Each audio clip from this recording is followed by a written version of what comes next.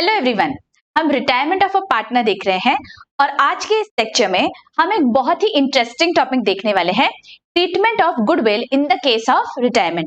इससे पहले हमने देखा दैट गेन रेशियो कैसे कैलकुलेट करते हैं, न्यू रेशियो कैसे कैलकुलेट करते हैं, वहां पे हमने बहुत डिटेल में समझ लिया है।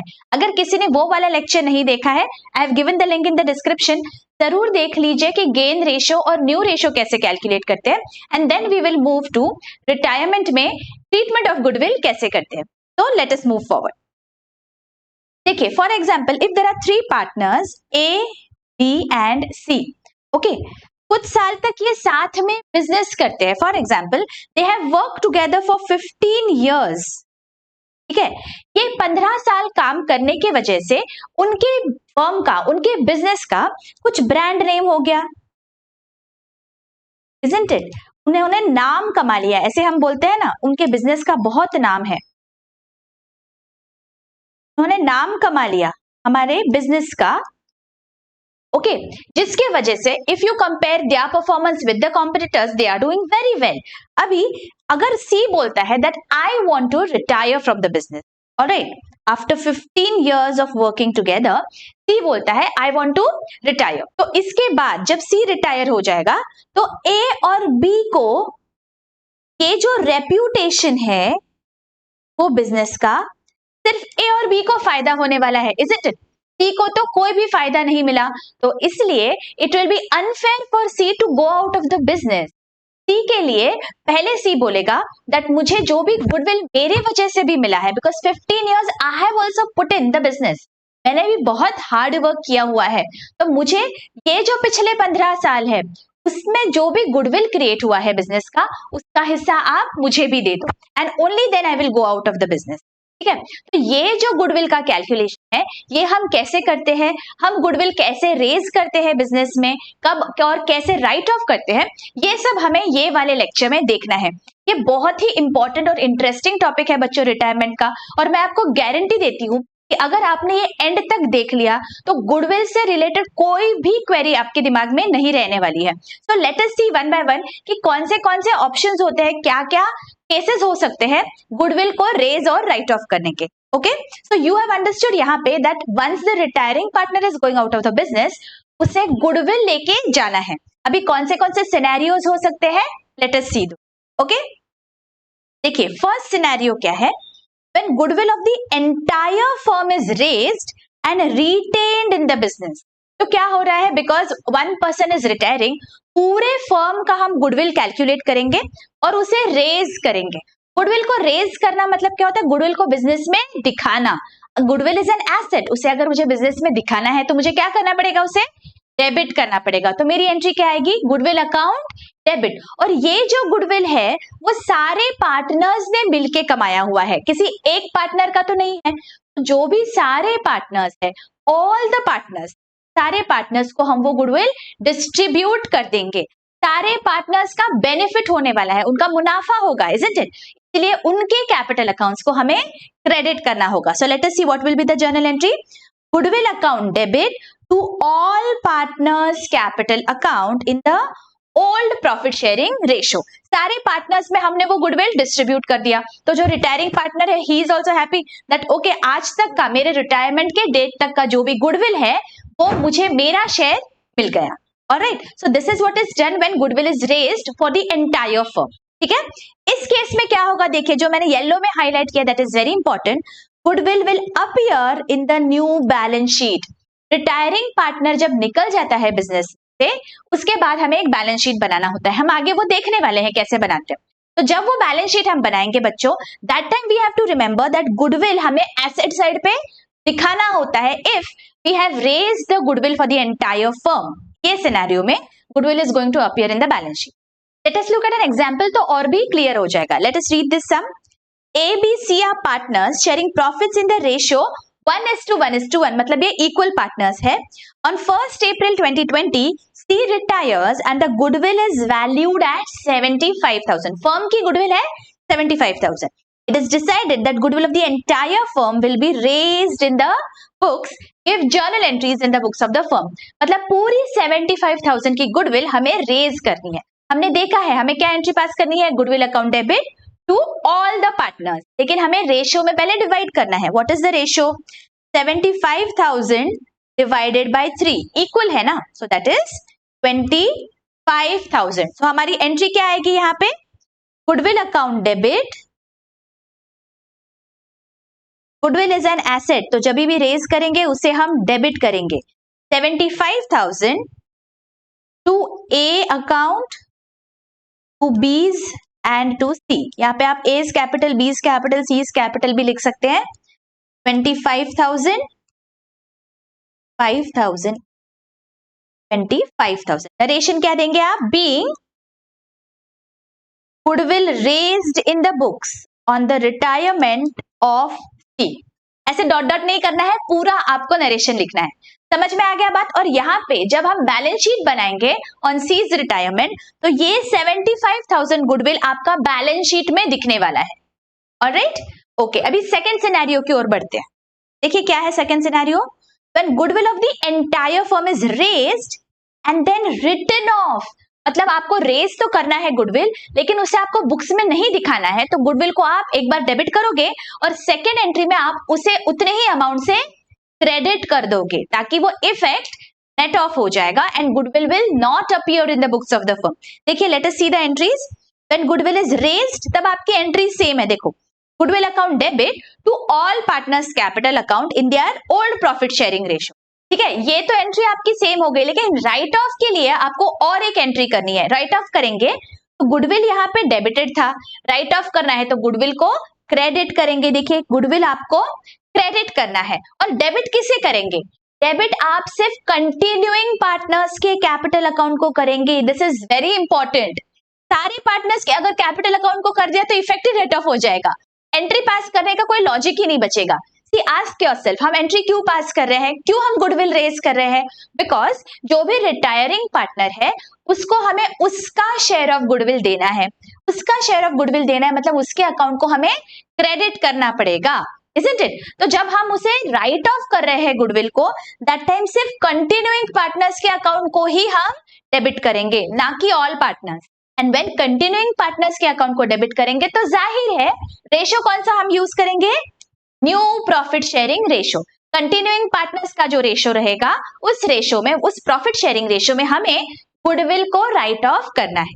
Alright, okay. Let us look at an example. यहाँ पे और दूसरी बात हमें बहुत ध्यान रखनी है, that this scenario goodwill is not going to appear in the balance sheet, because debit और क्रेडिट दोनों हो गया, तो जाहिर है गुडविल की अभी वैल्यू बची ही नहीं है, तो बैलेंस शीट में कुछ भी नहीं आएगा. Okay, let us look at an example. P, Q and R are partners sharing profits and losses in the ratio 3:2:1. मतलब ये उनका old ratio हमें दिया गया है. R retires from the firm and goodwill of the firm is valued at 60,000. Partners decided to raise and write off the entire goodwill. तो पहले raise की एंट्री हमारी क्या आएगी? हमने देखा है अभी, जब हम रेज करते हैं तो हम क्या करेंगे? गुडविल को डेबिट करेंगे. So goodwill account debit, goodwill account debit, amount is 60,000 और सारे पार्टनर्स के कैपिटल अकाउंट को हमें क्रेडिट करना है. Is capital account, use capital account and R's capital account. Okay, और रेशियो कौन सा यूज करेंगे? 3:2:1. मतलब आपको 60,000 को डिवाइड करना है 6 से और multiplied by 3. 60,000 divided bye 6 multiplied by 2 and 60,000 divided bye 6 into 1. तो ये हमारा आंसर क्या आएगा? 10,000, 20,000 एंड 30,000. राइट, हमने गुडविल को रेज कर दिया, तो हमारे यहाँ पे नरेशन क्या आएगा? Being goodwill of the entire firm raised. ठीक है, ये हमने रेज की एंट्री कर दी. अभी मुझे गुडविल को राइट ऑफ करना है. राइट ऑफ करना है तो मुझे एक बात तो मेरी पक्की है, दैट मैं गुडविल को क्रेडिट कर दूंगी. तो मैं यहाँ पे हाफ ऑफ द एंट्री पास कर देती हूँ टू गुडविल अकाउंट 60,000. ऑलराइट, अभी मुझे डेबिट किसे करना है? मुझे डेबिट करना है कंटिन्यूइंग पार्टनर्स. यहाँ पे कंटिन्यूइंग पार्टनर्स कौन है? आर इज रिटायरिंग, तो P and Q are continuing partners, लेकिन मैं जब उन्हें डेबिट करती हूं I will the new ratio. अभी एक बार ये प्रॉब्लम को देखते हैं, यहाँ पे हमें अलग से न्यू रेशियो दिया है क्या? यहाँ पे हमें कोई भी न्यू रेशियो अलग से नहीं दिया गया। याद करिए मैंने जब आपको न्यू रेशियो वाला लेक्चर समझाया था वहां पे हमने क्या सीखा, अगर अलग से ऐसा नहीं दिया गया होगा तो हमें क्या करना है, जो भी रिटायरिंग पार्टनर है उसका शेयर बस हमें भूल जाना है। तो कितना बचता है 3:2। तो new ratio of P and Q is 3:2 in this scenario, because specifically हमें कुछ भी नहीं दिया गया। तो अभी जो भी हम गुडविल को राइट ऑफ करेंगे तो I am going to use the ratio 3:2। Alright, तो राइट ऑफ करना है 60,000 को divided by 5 into 3 and 60,000 divided by 5 into 2। 60,000 divided by 5 12 2 जा 24। यहां पे मेरा आएगा P's capital account debit 36,000, Q's capital account debit 24,000 to goodwill account 60,000। Narration क्या आएगा, being goodwill written of.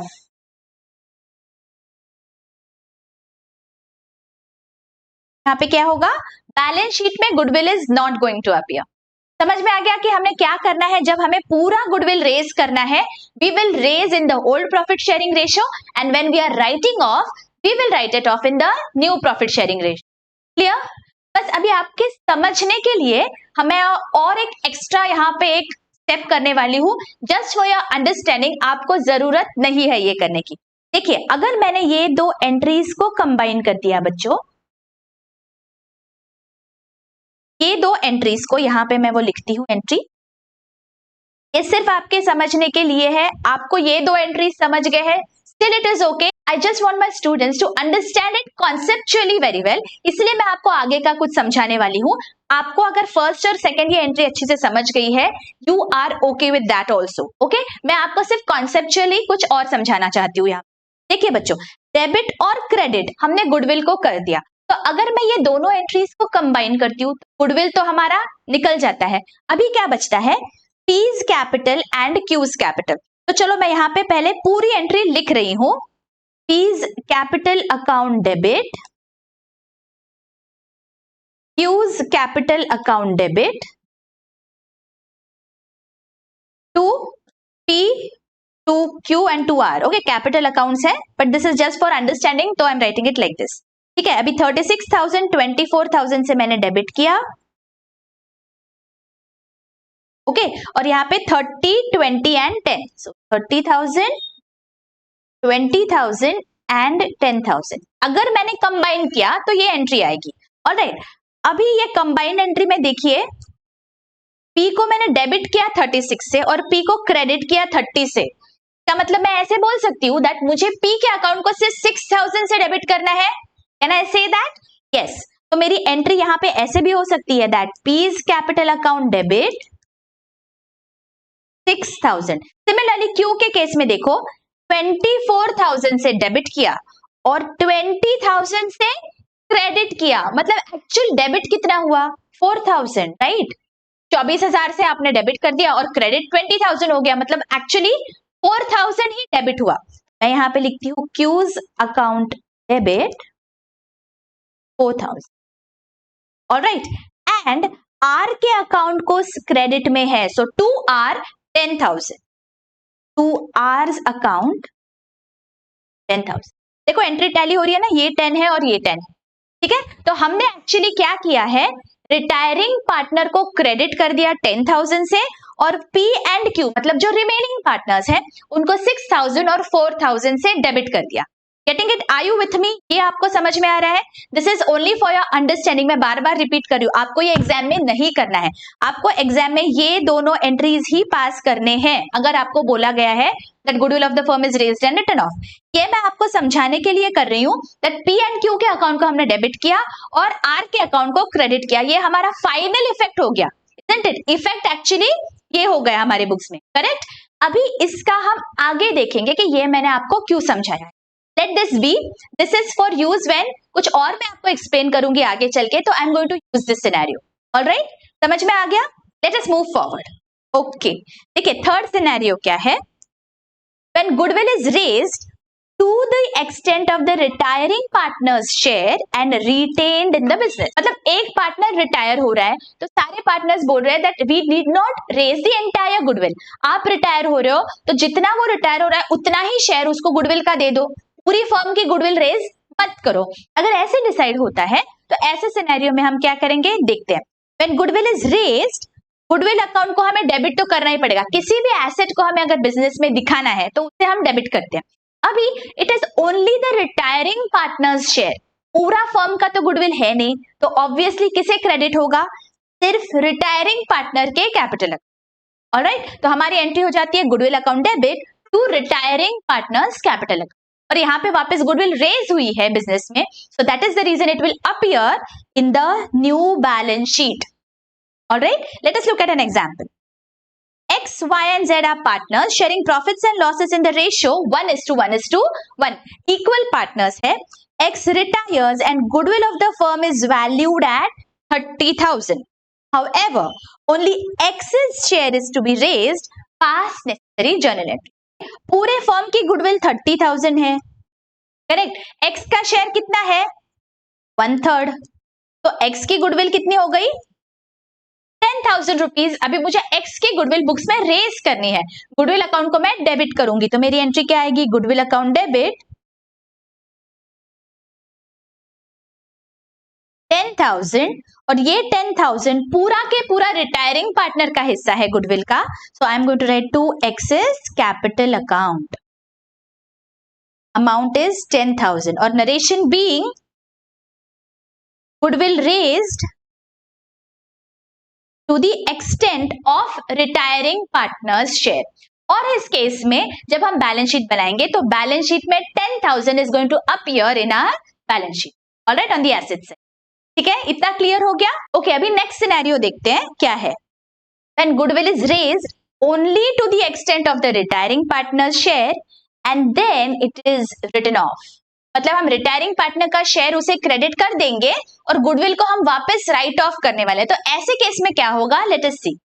When goodwill is raised आपकी एंट्री सेम आएगी जैसे कि हमने ऊपर देखा था, goodwill account debit to retiring partners capital account. मतलब जो पार्टनर जा रहा है उसको उसका हिस्सा हमने क्रेडिट कर दिया, लेकिन अभी हमें राइट ऑफ भी करना है। मतलब अगर गुडविल को डेबिट किया तो गुडविल को हमें क्रेडिट भी करना है, तो हम डेबिट किसे करेंगे, ऑब्वियसली हम कंटिन्यूइंग पार्टनर्स के कैपिटल अकाउंट को ही डेबिट करेंगे। जब भी गुडविल को राइट ऑफ होगा तो कंटिन्यूइंग पार्टनर्स के कैपिटल अकाउंट को डेबिट करेंगे। यहाँ पे आपको गौर करना है, यहाँ पे the ratio that we are using is gain ratio.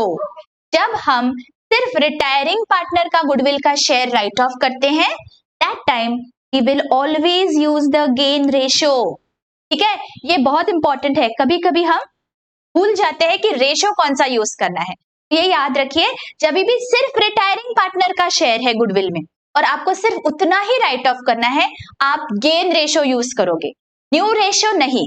देखिए बहुत प्रॉब्लम्स में new ratio and gain ratio same होता है, तो क्या हो जाता है, हम थोड़ा कंफ्यूज हो जाते हैं। बस हमें याद रखना है दैट गेन रेशियो यूज करते हैं हम, न्यू रेशियो नहीं। ठीक है, ये वाले scenario. Alright, let us look at an example तो और क्लियरली समझ जाएगा। इस सिनेरियो में goodwill is not going to appear in the balance sheet, obvious है because goodwill has been written off. Okay, let us read the problem. PQR are partners sharing profits and losses in the ratio 3:2:1. R retires from the firm and goodwill of the firm is valued at 60,000. Partners decided to raise goodwill to the extent of R share and write off immediately. यही problem हमने पहले भी देखा था, यही problem मैंने अभी लिया है जहां पे सिर्फ रिटायरिंग पार्टनर का ही शेयर आपको रेज और राइट ऑफ करना है। तो let us see retiring partner का शेयर कितना हो रहा है, 60,000 is the total goodwill of the firm. Retiring partner is R, का शेयर कितना है 1/6। इसका मतलब 10,000 is R's share of goodwill. Correct, R share is 10,000। मुझे अभी पहले इसे रेज करना है, तो जब मैं रेज करती हूँ goodwill, it is only to the extent of the retiring partner, तो मेरी एंट्री क्या आएगी, goodwill account debit 10,000 to R 10,000. So let me write this down. Goodwill account debit 10,000 to R's capital account 10,000. Narration being goodwill raised to the extent of retiring partners share. ठीक है, अभी मुझे क्या बोला है, I have to write it off immediately. जब मैं right of करती हूं तो मैं कौन सा रेशियो यूज करती हूं, गेन रेशियो यूज करती हूं. Now let me have a look at the problem and see whether अलग से मुझे कोई न्यू रेशियो दिया है क्या. देखिए अलग से नहीं दिया है. याद करिए हमारा लेक्चर जब मैंने आपको गेन रेशियो और न्यू रेशियो समझाया था. जैसे ये वाले प्रॉब्लम्स होते हैं जहां पे स्पेसिफिकली कुछ भी नहीं दिया गया है, 3:2 becomes my new ratio as well as my gain ratio.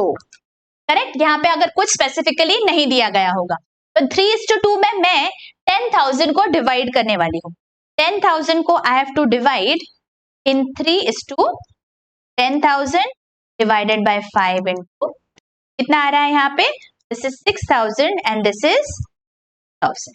ठीक है, तो मेरी यहाँ पे एंट्री क्या आएगी गुडविल राइट ऑफ करने की, continuing partners capital account debit to goodwill 10,000. Let me do that. P's capital account debit 6,000, Q's capital account debit 4,000 to goodwill account.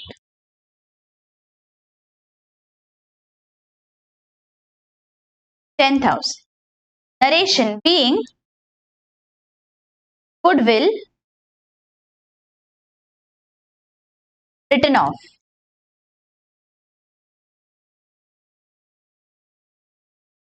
देखिए पहले तो हमने गुडविल को डेबिट कर दिया और फिर गुडविल को क्रेडिट कर दिया सेम अमाउंट से. So goodwill is not going to appear in our books. अभी इस सिनेरियो में अगर मैं कंबाइंड एंट्री पास करूंगी तो क्या होगा. देखो एग्जाम में आपको ये दोनों एंट्रीज ही पास करने हैं. आपके अंडरस्टैंडिंग के लिए मैं कुछ आपको एक्स्ट्रा दिखाना चाहती हूँ. देखिए गुडविल अभी डेबिट हो गया और क्रेडिट हो गया तो बुक्स में तो दिखने नहीं वाला. मैं जब कंबाइंड एंट्री करूंगी तो इसका इफेक्ट क्या आएगा. देखो मैं अगर कंबाइंड एंट्री पास करती हूं तो P एंड Q के अकाउंट को मैंने डेबिट किया हुआ है. P's account debit, Q's account debit. What is the amount, 6,000, 4,000. Correct. And R के कैपिटल अकाउंट को मैंने क्रेडिट किया हुआ है. So to R's capital account. What is the amount, 10,000. अगर मैंने ये दोनों एंट्रीज को कंबाइन कर दिया तो this is the effect that is going to appear in the books. जो कंटिन्यूइंग पार्टनर्स है उनके अकाउंट को डेबिट हुआ गेन रेशियो में और जो रिटायरिंग पार्टनर है उसको उसका हिस्सा मिल गया गुडविल का. करेक्ट. ये हमारा इफेक्ट हुआ है फाइनल. अभी बच्चों हम एक काम करते हैं, जो हमने पहले देखा था ना, जो मैंने आपको बताया था कि I just want to tell you all the entry, वहां पे चलते हैं और देखते हैं वहां पे हमारी एंट्री क्या हुई थी. देखिए ये पर्टिकुलर प्रॉब्लम में जहां पे we had raise the entire goodwill of the firm and then we had written it off, वहां पे हमारा इफेक्ट क्या आया था, P's capital account debit 6,000, Q's capital account debit 4,000, to R 10,000. देखिए this is the beauty of accountancy. ये मुझे आपको दिखाना था दैट आपने जब पूरे गुडविल रेज किया फर्म का और राइट ऑफ किया या फिर आपने सिर्फ रिटायरिंग पार्टनर का शेयर रेज किया और राइट ऑफ किया, आपका सेम ही इफेक्ट आता है बुक्स में. बुक्स में कुछ भी फर्क नहीं पड़ने वाला है. Getting it. यही मुझे आपको दिखाना था. This is the beauty of accountancy which makes you fall in love with this subject. देखिए आपने या तो पूरा गुडविल रेज करके राइट ऑफ किया या फिर आपने सिर्फ रिटायरिंग पार्टनर का शेयर ऑफ गुडविल रेज किया और राइट ऑफ किया. दोनों भी सिनेरियोज में बुक्स में इफेक्ट, फाइनल इफेक्ट जो रहेगा that is going to be the same. वो इफेक्ट में कोई भी चेंज नहीं आता है बच्चों. आपको लगेगा बाबा कभी न्यू रेशियो यूज करे, कभी ओल्ड यूज करे, कभी गेन यूज करे, what is going on. So I wanted to show you all this effect that ये सब इसीलिए करते हैं ताकि फाइनल इफेक्ट हमारा सेम रहे. अंडरस्टूड. इसीलिए जब न्यू पार्टनर का शेयर हम यूज करते हैं गुडविल में, only new partners share, that time we have to remember that हमें गेन रेशियो यूज करना है, तभी जाके आपका ये फाइनल इफेक्ट सेम आएगा. गेन रेशो में आपको गुडविल को राइट ऑफ करना है जब आप सिर्फ रिटायरिंग पार्टनर का शेयर ऑफ गुडविल रेज करते हो। Getting it? ये बहुत क्लियर हो गया अभी तक आपको मैंने जो एक्स्ट्रा समझाया है ये समझने के लिए कि फाइनली बुक्स में इफेक्ट नहीं चेंज होगा बच्चों, आप कितना भी गुडविल रेज कर लो। Getting it? इसी बात पे एक कमेंट कर दीजिए अगर यहां तक आपको बहुत अच्छी से समझ गया। I am taking the efforts to go the extra mile and give you all the detail conceptual clarity. बच्चों अगर आपको अच्छा लग रहा है तो आप कमेंट करिए, आप लाइक करिए, मेरा मोटिवेशन बना रहता है। I want my students to have पूरा कॉन्सेप्चुअल क्लैरिटी इन अकाउंटेंसी, तो दैट इज द रीजन मैं आपको ये सारे बेसिक्स अच्छे से बता रही हूँ। ठीक है, ओके चलो अगला सिनेरियो देखते हैं क्या है। When goodwill already appears in the old balance sheet, अगर हमें एक बैलेंस शीट दिया गया है बिफोर रिटायरमेंट और उसमें गुडविल ऑलरेडी दिख रहा है, तो ऐसे केस में हम क्या करेंगे, let us see. When new goodwill is more than old goodwill, दो सिनेरियोस है। When new goodwill is less than old goodwill, ये क्या होता है, late us look at an example तो आपको क्लियरली समझेगा क्या होता है। देखिए, when new goodwill is more than old goodwill, पहले तो एक बैलेंस शीट है हमारा, जब तीनों पार्टनर्स थे तो उनका बैलेंस शीट था, वो जो बैलेंस शीट है वहां पे goodwill is already appearing in the books. अभी रिटायरमेंट होने के बाद हमने जब सारे एसेट्स और लाइबिलिटीज को रीवैल्यू किया तब हमें समझ में आया दैट गुडविल का जो वैल्यू है that is different than the one appearing in the books, उसे हम बोलेंगे न्यू गुडविल। ठीक है, न्यू गुडविल मतलब क्या, जो हमने रीवैल्यू करने के बाद समझ में आया। वो वैल्यू अगर ज्यादा है ये वाले गुडविल से तो हम क्या करेंगे वो हमें अभी देखना है। ठीक है, अगर वो वैल्यू ज्यादा है तो हमें क्या करना पड़ेगा, डिफरेंस फाइंड आउट करना पड़ेगा between the old goodwill and the revalued goodwill, और जितनी अमाउंट है उतने से हम गुडविल को डेबिट करेंगे तो ही एसेट की वैल्यू बढ़ेगी, isn't it? So let us look at the option goodwill account debit. देखिए गुडविल को हमें डेबिट तो करना ही पड़ेगा तो भी किसी भी एसेट की वैल्यू बढ़ जाती है।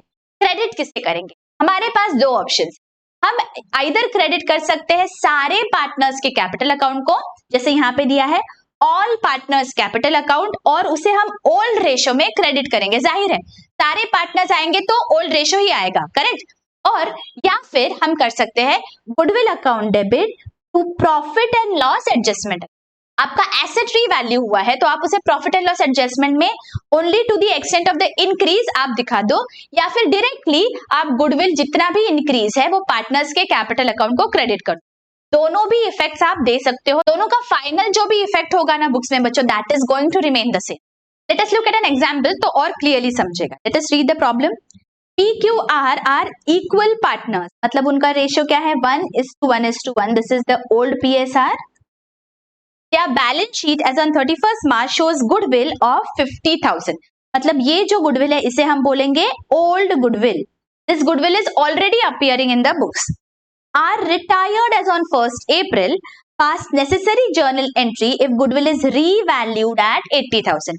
ये जो रीवैल्यूड अमाउंट है इसे हम बोलते हैं new goodwill. Okay, GW is short form for goodwill, alright. ठीक है, इसका मतलब क्या हुआ, न्यू गुडविल आपका 80,000 है, ओल्ड गुडविल आपका 50,000 है, दैट मीन्स न्यू ज्यादा है, 30,000 से आपका न्यू गुडविल रीवैल्यूड गुडविल ज्यादा है। तो क्या करना पड़ेगा, अगर एसेट की वैल्यू बढ़ानी है तो 30,000 से मुझे गुडविल को डेबिट करना पड़ेगा, 80,000 से नहीं, याद रखिए, बिकॉज 50,000 ऑलरेडी बुक्स में दिख रहा है, सिर्फ जितना भी इंक्रीज है 30,000 का उतने से डेबिट करना है। तो यहाँ पे मैं करूंगी goodwill account debit, goodwill account debit 30,000 to, अगर मैं पार्टनर्स के कैपिटल अकाउंट में देती हूं तो सारे पार्टनर्स को दूंगी, P, Q and to R। What is their profit sharing ratio, equal, तो मैं यहाँ पे 10,000 ईच डिस्ट्रीब्यूट कर दूंगी। Narration will be being goodwill revalued. Okay, second option क्या है हमारे पास, हमने देखा है आइदर हम सारे पार्टनर्स में डिस्ट्रीब्यूट कर देंगे या फिर हम P&L एडजस्टमेंट में डिस्ट्रीब्यूट कर सकते हैं। तो goodwill account debit 30,000 that is only to the extent of the increase to profit and loss adjustment account, profit and adjustment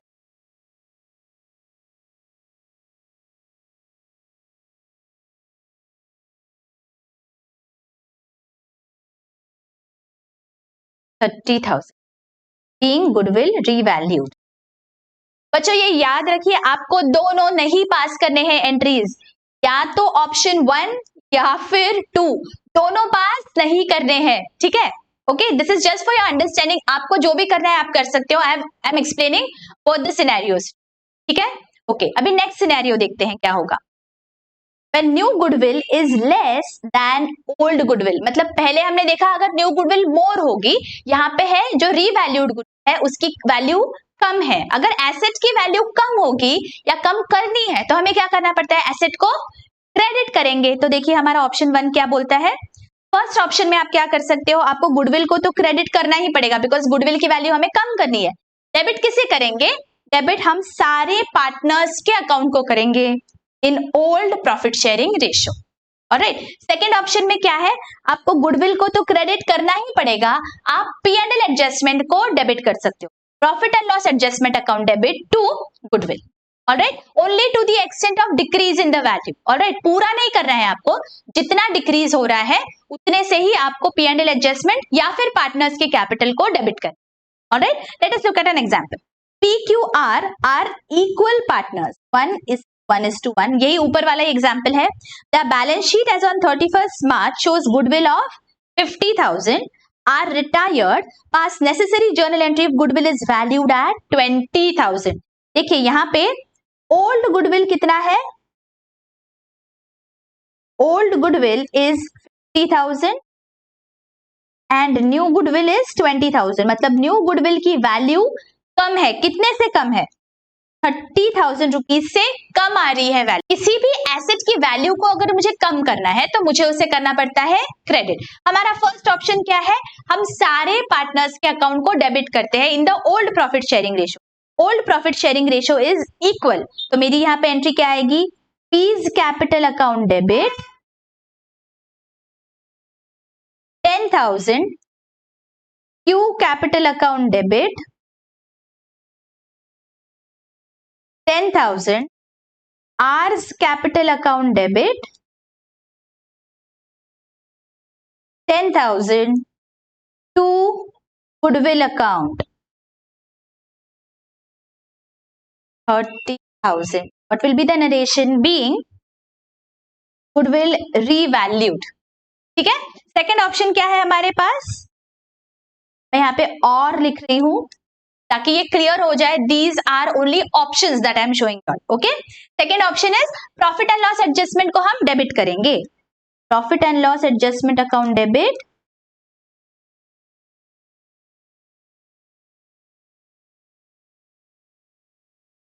because हमने गुडविल को रीवैल्यू किया है, तो अगर एसेट्स और लाइबिलिटीज को रीवैल्यू करते हैं तो P&L एडजस्टमेंट को हम डेबिट या क्रेडिट करते हैं। Our narration will be goodwill revalued. यहाँ पे हमें एक बात ध्यान रखनी है, only to the extent of increase या डिक्रीज। हमने पूरी 20,000 की एंट्री नहीं पास की है, जितना भी फर्क था उतने से ही डेबिट या क्रेडिट हमें गुडविल को करना है। ठीक है, ये सारे जो भी ट्रीटमेंट ऑफ गुडविल के सिनेरियोज है बच्चों, यहाँ पे मैंने सारे कवर कर दिए हैं। आई होप आपको बहुत क्लियरली सब समझ गया है। अभी आपके लिए मैं एक होमवर्क प्रॉब्लम लेके आई हूँ, late us look at the problem. देखिए, let us read this problem together. Amar, Akbar and Anthony are partners sharing profits and losses in the ratio 1:1:1. Anthony retires from the firm and goodwill of the firm is valued at 30,000. Partners decided to raise goodwill to the extent of Anthony's share and write off the goodwill immediately. Pass journal entry in the following cases. New profit sharing ratio of Amar and Akbar is 3:2, that is case 1. And case 2 is new profit sharing ratio of Amar and Akbar is 1:2. ये आपका homework problem है बच्चों। I want all of you to attempt this problem और मुझे आप comment section में इसका जवाब भेजने वाले हैं। प्लीज टेक दिस एफर्ट कि ये आप सॉल्व करें ताकि आपको कॉन्फिडेंस आ जाएगा कि आपको ट्रीटमेंट ऑफ गुडविल बहुत अच्छी से समझ गया है। देखिए, एडमिशन हो, रिटायरमेंट हो, डेथ ऑफ अ पार्टनर हो, सारे सिनेरियोज में ट्रीटमेंट ऑफ गुडविल ये बहुत बहुत बहुत इंपॉर्टेंट होता है आपके पूरे प्रॉब्लम में। तो मैं चाहती हूँ कि ट्रीटमेंट ऑफ गुडविल में आपको पूरा कॉन्सेप्चुअल क्लैरिटी आ जाए, इसीलिए I am taking the effort to get in problems from various text books और मैं आपको वो दिखाती हूँ यहाँ पे। तो प्लीज एंश्योर दैट ये आप होमवर्क प्रॉब्लम जो मैं आपको देती हूँ, solve it immediately. It will hardly take 5 minutes अगर आपको बहुत अच्छी से सब समझ गया है। अगर कोई भी डाउट होगा please ask in the comment section. Waiting for your answers. सबसे पहले सबसे सही आंसर जो देगा मैं उस आंसर को पिन करने वाली। तो फटाफट फटाफट सॉल्व करिए एंड फटाफट से कमेंट बॉक्स मेरा भर दीजिए आपके आंसर्स। मिलती हूँ आपको अभी नेक्स्ट लेक्चर में। Till then take care, bye bye.